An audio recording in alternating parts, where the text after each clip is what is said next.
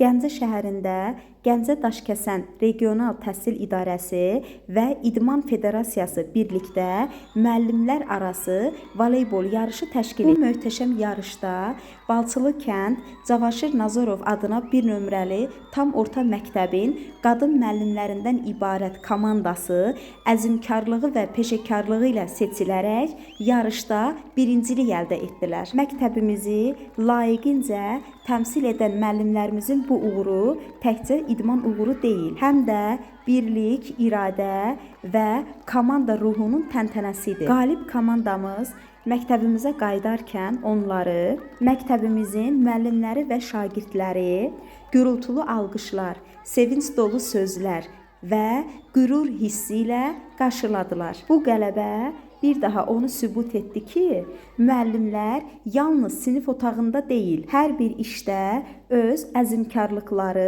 və nümunəvi fəaliyyətləri ilə seçilirlər. Qalib komandamızı ürəkdən təbrik edir, onlara yeni uğurlar arzulayırıq.